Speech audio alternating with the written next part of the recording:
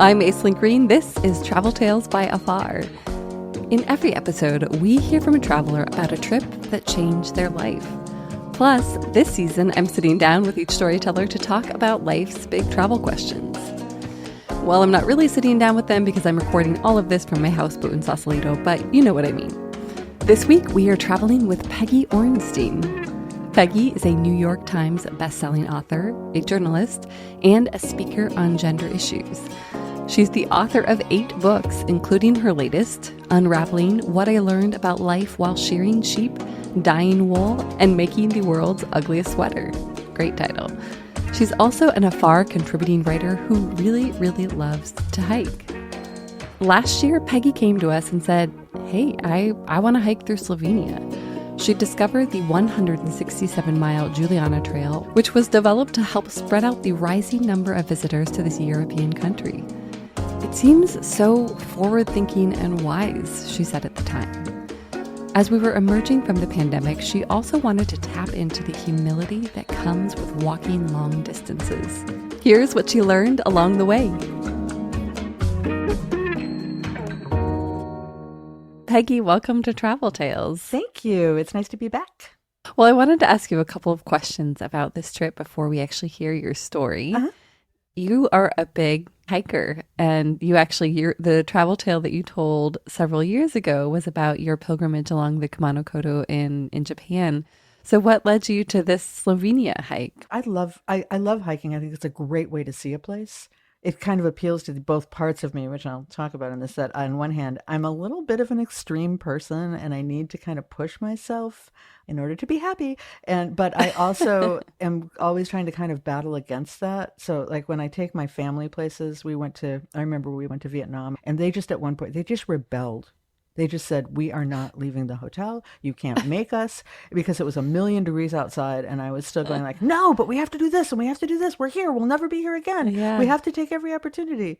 So it makes me go small. That is an interesting tension throughout the story of you wanting to push yourself, but also really trying to kind of be present and roll with the punches as they were. Has any of that stuck with you now, 6 months later? I think I always live with that tension. I will take any dare, and I have to sort of control myself. Luckily, I'm married to somebody who is completely against that mentality. And so he sort of keeps me more tethered to like, that one's actually not one you can do, or that one's actually dangerous, or please don't do that, or, so I stay a little bit in check. But I do think that the hiking, not just this, but the ones that I've done leading up to this have really changed my perception, and they really do help you to look at a place in a deeper way. And I was really conscious a couple times when I was driving, skipping sections of the trail. I would look out the window and think, wow, the leaves are going by so fast. If I were driving here, I would never stop and look at the serration of the leaves, or, look at the trees so closely, look at the landscape so closely. And one night I was having dinner. This is not in the piece, but I was eating dinner at a kind of fancy restaurant where they were cooking very locally. And I met my friends on the trail. They had like their little beech leaves wrapping things. And I had seen those beech leaves. And, they were like the plants and the flowers, a lot of the produce that they used, I'd walked by. And that was a really cool thing. What do you think it is about walking in particular, especially over long periods of time or across a lot of mileage, that can be so meditative and transformative? I think it forces us out of our modern mentality. I mean, if you're really doing it right, to me, I don't listen to anything. I don't listen to audiobooks. I don't, do social media. I don't call people on the phone and talk. I'll do that sometimes when I'm home hiking, which is not great.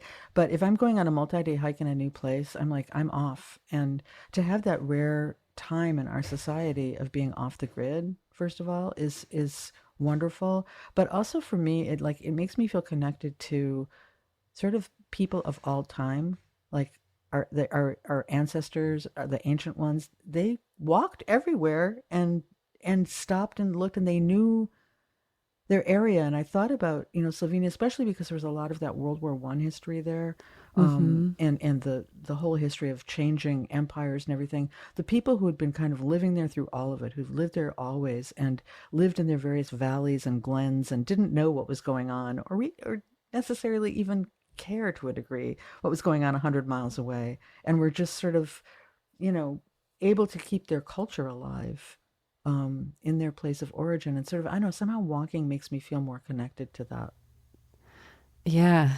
The span of humanity. Yeah, I know that sounds Yeah. really crazy in a way, but it's No, true, no, it right? does. You know, I mean, because Yeah. you're walking, you're traveling through the way people have always traveled through there. Sure. And it forces you to think about it a different way. It forces you to think about, and maybe force is a bad word. It encourages you. It encourages you to think in a different way. It encourages you to think about travel in a different way. It encourages you to think about your connection to people and community in a different way. Yeah. And it also, you know, when you run into people, it encourages you to interact in a more intimate way, I guess, or you see them more, you know, like you actually are present with them in a different way. And I kind of love that too. Yeah. Especially if you're not, like you said, listening to anything or you're just very kind of present in this space. There's an opportunity there. It's hard for us in our modern society to walk and do nothing else at the same time. I guess the first hike I did and wrote about for Afar was Kumano Kodo, and I was tempted to take along a bunch of audiobooks when I did that.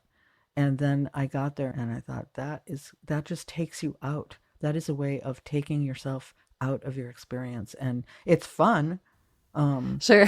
but I'm not doing it. So, and that became just sort of a policy. And I think if you're going to do something like this, you should be 100% fully present the whole time for what is wonderful about it, what's boring about it, what's difficult about it, you know, all of it. It's not like it's transcendent every single second. You get tired, your legs hurt, your knee aches, you know, you have to be there for all of it.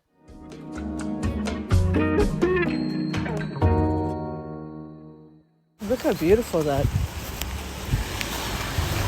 Pretty. It's difficult to select the top 5, but these are the For the fifth time in an hour, Vili Červ, a former member of the Slovenian Olympic cross-country ski team and sometime hiking guide in Slovenia's Triglav National Park, apologizes for the weather, as if the low clouds and mist are within his control. If it were clear, he tells me, you'd be able to see the Alps. What about those? I ask, pointing to a range of snow-capped peaks. They look impressive to me. Vili shakes his head. Those are lesser heights. On a sunny day, he tells me, I'd be able to spot Mount Triglav.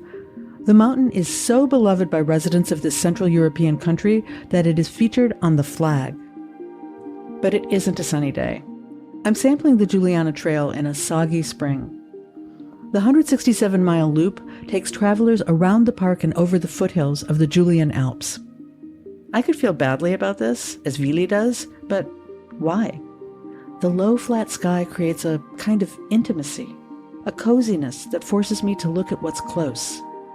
The beech leaves fluorescent against the pewter horizon, the reds and blues of a painted wayside shrine, a moss-covered wooden water wheel whirls faster in the wetness.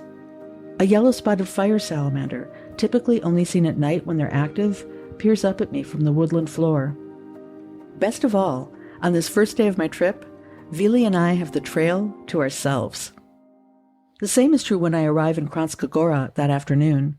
After parting ways with Vili, in off-season April, the alpine resort town of chalets, restaurants, and bars is as deserted as the post-apocalyptic TV show The Last of Us.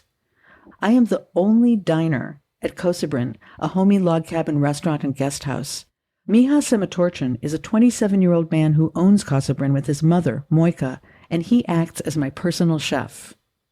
He seats me by the fire and brings me a charcuterie assortment on a wooden cutting board. There are slices of his own cured sausage, mild sweet cheese made by a friend, dried figs, pear jam, and freeze-dried raspberries, all from last summer's harvest, along with a basket of homemade bread. He follows up with pork shoulder draped over coarsely chopped sautéed potatoes. He then insists that I try 2 desserts, a cheese dumpling, the dough rolled thin enough to see through, and strudel filled with local blueberries he froze last summer. Given that I just hiked a brisk 8 miles, I am delighted to exceed my personal limits.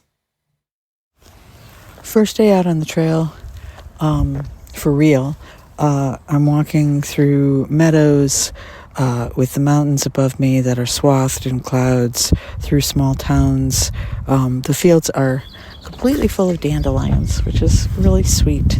It makes me think, why do we eradicate them? They're lovely little flowers. Quiet solitude is integral to the Juliana Trail. The project was the brainchild of 12 municipalities in response to a rising dilemma.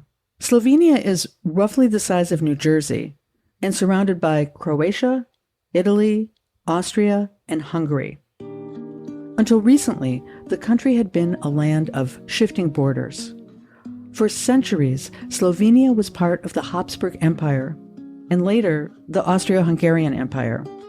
It was annexed by Italy after the First World War, then folded into Yugoslavia after the Second.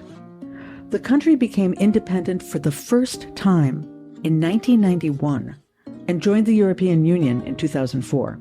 By 2017, it had exceeded 5.5 million visitors a year. It's easy to see why.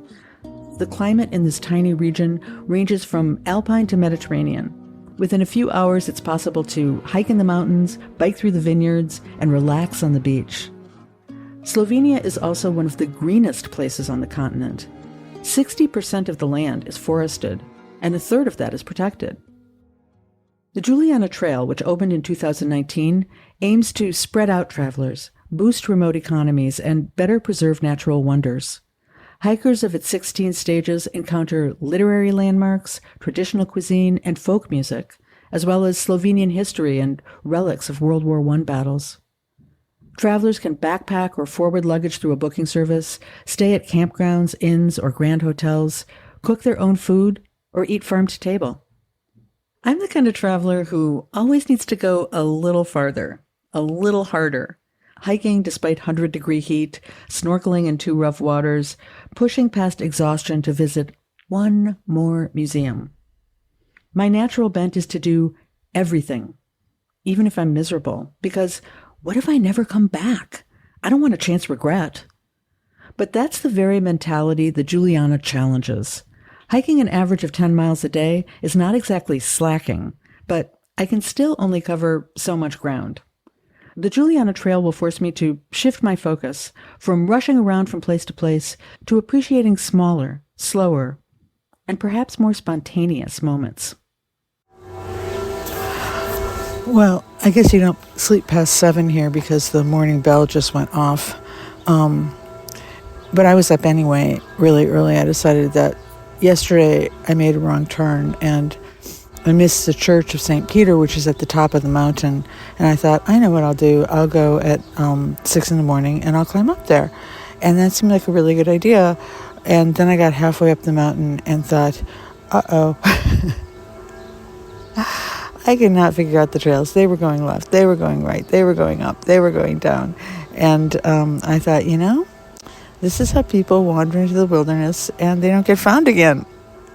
The muddy aftermath of an end-of-season snowstorm has thwarted my next day's plans, so I get a ride to Jesenice, a former iron mining town near the Austrian border. I amble through a chain of villages, the fields between them bright with dandelions. Spring unfurls around me. Narcissus line the roads. Tulips and daffodils bloom from front yard gardens. A cuckoo calls and I reach for my pocket. According to local legend, if you're carrying money when you hear the first bird of spring, you'll have a prosperous year. I wonder if the credit card on my iPhone counts. The trail winds past the birthplaces of several of the country's celebrated authors and musicians whose homes have been turned into small museums. Language, literature, and folk music were essential to sustaining Slovenian identity during those centuries of outside rule. As a writer myself, I love that. I stopped for the lunch packed for me by my hotel. Sandwiches filled with ham and local cheese, along with an apple, an orange, and a chocolate bar. I eat on a wooden bench next to an inexplicable, rough-whittled statue of Pinocchio. There's a barn and an old horse trough across the dirt path. An elderly man swings a scythe, clearing the early spring grass, pausing to wipe his blade every few strokes. When a cow moos loudly, the man laughs. I smile back, in no rush, sharing the moment. The next morning, the trail passes through Radolica, a medieval town with a real-life moat. 17th century frescoes grace some of the pastel-colored buildings on the main square, mostly Bible-themed. As it turns out, religious motifs were also commonly painted on the front panels of beehives. Slovenians are thought to have pioneered modern beekeeping. The illustrated panels are a long-standing form of folk art. The oldest one known, on display at the Museum of Apiculture in the main square, depicts the Madonna and Child. There are hunting scenes and images of village life. There is also a man feeding his wife headfirst into a flour mill and a devil sharpening a woman's tongue on a grindstone. Medieval Europeans, not so feminist. To recover my composure, I buy a few homemade bonbons at Radolica Chocolatier down the street. One is infused with tarragon, giving it a mild hint of licorice. Another is filled with a sweet tart mixture of locally produced goat cheese. I enjoy them on a bench of shame, where those who'd transgressed were once shackled and publicly mocked. I am feeling unusually grateful to live in the 21st century. My route continues along the Sava River. Old folks chatting in backyard lawn chairs offer a friendly wave. Even the animals are hospitable. A trio of miniature horses dashes across a field as I pass, stopping to push their velvet noses into my open palm. Alongside the trail, people turn over plots of earth, scatter seeds for their summer haul. One couple plows a furrow with a horse, 2 children playing around their feet. Eating locally and seasonally is not the province of the privileged in this country. Produce is expensive, so home vegetable gardens are common in Slovenia. In 2020, nearly 2/3 of Slovenians reported keeping a vegetable garden. In addition to the world's highest concentration of beekeepers, the country has the highest per capita rate of tractor ownership. I land in the resort town of Bled, on the shores of a glacial lake that shares the same name. A church spire points skyward from an island in the center of the water. A fairy tale castle which dates to the 11th century clings to the cliffs above. It is ridiculously picturesque. But the walk from Radolica was an easy 6 miles, and it's only 3 o'clock, so my inner overachiever gets triggered. I haven't done enough. I can go farther. I can rest when I get home. So I hike another 3 miles to Vincar Gorge, a canyon carved out by the Radavna River. Like Bled, it tends to be mobbed in the summer, but today there are only a handful of people. By the time I arrive, I'm dragging. But the boardwalk path built into the side of the gorge over the water revives me. I crisscross the river past waterfalls, stone cairns built by visitors, and a stone railroad bridge. Then I hurry back to town, thinking I can still catch the last boat to the island in the center of the lake. I'm too late, although this has been a spectacular day. I wrestle with a niggling regret. That concern disappears. Okay, mostly. By the following morning, as I tie on my boots and head out to an equally stunning, lesser-known stretch of trail. My next stop is Lake Bohinj.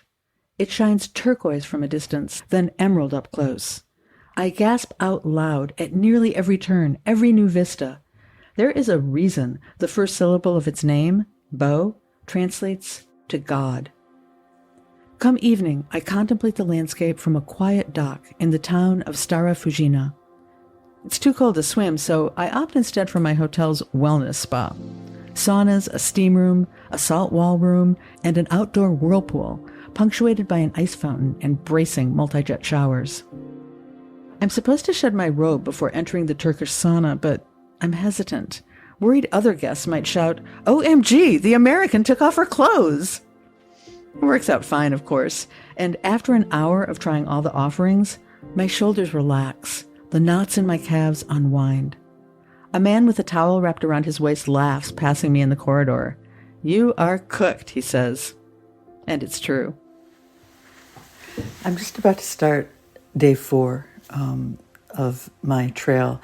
I've had the most beautiful night tonight in the Bohinj Hotel, and I took a sauna last night. I had a wonderful dinner of local trout, and I think I've finally gotten this down. I woke up this morning, and I can see the lake out my window, and the mist floating over the lake, and the mountains looming above, and the green of the grass, and I can't wait to get back out onto the trail.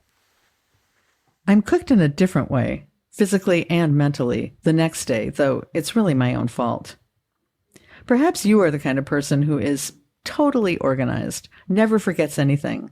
Maybe you're not someone who, for instance, leaves your favorite leather jacket, the one that you paid more for than you ever imagined you would spend on a garment, hanging on a hook in the bathroom in Heathrow before boarding a transatlantic flight. Or the kind of person who leaves their wallet in a taxicab in Hiroshima, Japan, forcing your friends to call every cab company in town until they locate the right one, where it is waiting for you, sealed in a pristine plastic pouch. Perhaps you are not the kind of person who realizes halfway along a 9-mile trail that you didn't zip the pocket where your phone was. Lucky you.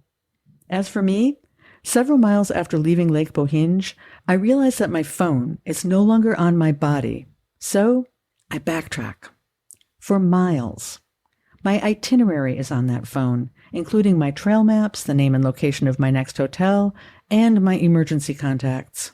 All the way back to Bohinj, I scan the ground and then turn around to do it again, my third go at this stretch of trail. After a couple more increasingly panicky miles, I pass an elderly man tilling his garden who gestures and starts talking to me in Slovenian. He points down the road to where a lady with a dog, one I had seen at least 45 minutes earlier, is standing. She has been waiting for me all this time. I nearly weep when I'm reunited with the precious. I thank her profusely, put the phone into my pocket, and zip it extravagantly.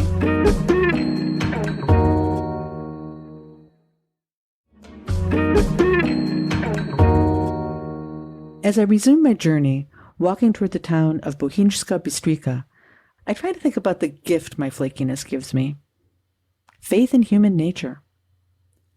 When I lose something, some kind, lovely stranger nearly always returns it to me. For every moment of frustration my absent-mindedness creates in my life, I have experienced one of grace. There's something about a mountain, the scope of it, the majesty, and I've been to the top of mountains. You know, I've been to the top of the Tetons and looked out over the national park. I have been at 12,000 feet on a mountain in Yunnan, China, and looked at the snow and looked down at the world. And I love going to the top of mountains, but I don't know, I also think there's something about being at the bottom of a mountain and being able to look up. And maybe you can't see what's past it. Maybe you don't know what's past it. Maybe you'll never know what's past it. But imagining what's on the other side, and also just having them watch over you, maybe. I can understand why people used to worship mountains and give them names of gods. Hiking the foothills of mountains does not mean staying level. On the next part of the trail, I'm guided by Jaško Dakskobler, a firefighter and mountaineer in his 70s. Despite his age, Jaško has the dexterity of a mountain goat. This hike reminds me, not for the first time, that there is good shape and there is Slovenian good shape. People here are among the most physically active in the world. Nearly everyone hikes or skis or kayaks or climbs. Some do it all. The Juliana Trail is not technically challenging, but one does need to be fit. Today we will ascend nearly 2,000 feet. Jaško asks if I want to take a detour to the Sapota waterfall, which will add distance to our day. Of course I do. We trudge up a path redolent of the wild chives, whose lavender-colored flowers bloom all around us. Sweat streams down my face, but then the mist hits me. I see the water cascading down 200 feet and open my arms wide in delight. This, Jaško announces, is paradise number 1. He opens his backpack, fishing out 2 shot glasses and a small green bottle. It's tradition, he says, to take a drink at the top of a trail. But only one, he cautions, because you have to go down again. With a jolt, I notice the handwritten label says Slivovitz, a potent plum brandy that Jaško tells me he made himself. My father, who had died 7 months earlier, suffered from dementia in the last years of his life. At one point, he would periodically shout, "Slivovitz!" then burst out laughing. His dad was from Eastern Europe, but still, I never knew why. Tears prick my eyes. I clink my glass, then raise it to the sky. "Hey, Dad," I say. "Slivovitz." And I gulp it down. A few hours later, we arrive at Paradise Number 2, a panoramic view of the Socha Valley. The river that's snaking through the valley is the precise color of a mermaid's tail, a trick of the light sparkling off suspended bedrock. This is wine country, the south side of the mountain range, edging toward Italy. There is even the occasional palm tree among the grapevines and red-roofed stone villages. Joshko again brandishes the Slivovitz. It turns out that one-drink rule applies to every height you climb. He unwraps 3 types of homemade salami, a container of cheese, and some hard rolls. We down our shots, polish off the snacks, and head down the mountain. I spend the afternoon relaxing on the riverside patio at the family-run Pension Sturk, watching boaters and basking in my Slivovitz buzz. It's hard to believe that the bucolic Socha Valley was once among the bloodiest fronts of World War I. Almost 2 million people were mutilated or died in this 60-mile region in just 2 years.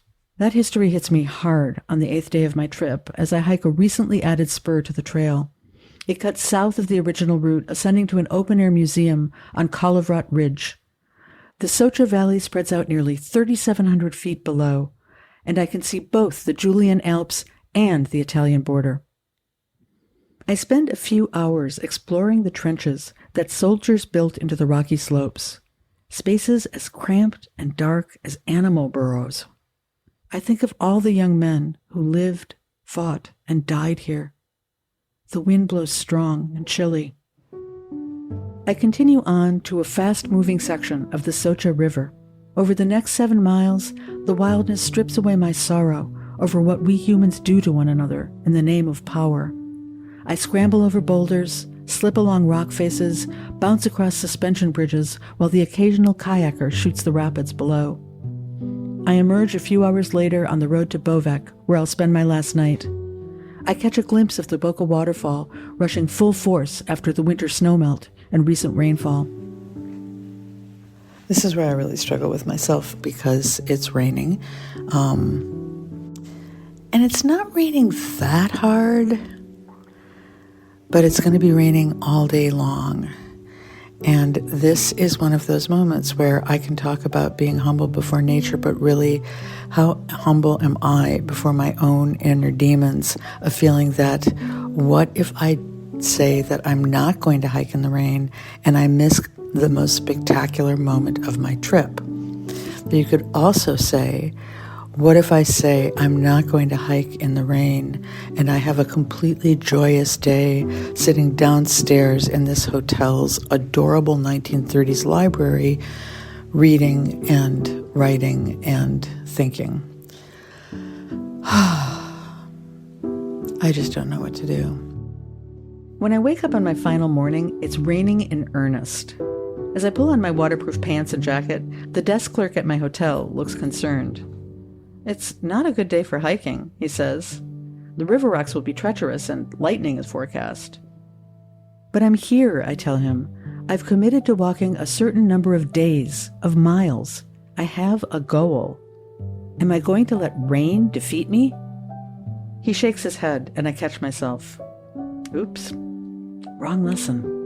After a moment of internal struggle, I unzip my jacket. I've seen so much on this trip. Walked nearly 90 miles across hundreds of years of history, through wilderness and tiny towns. I've seen the awe-inspiring and the heartbreaking, witnessed a season unfold. What if I accepted that as enough? Maybe rather than push it, it would be okay, more than okay, to sit by the fire in the hotel's library, to gaze out the window at the mountains, and to humbly enjoy the view. And so, I do.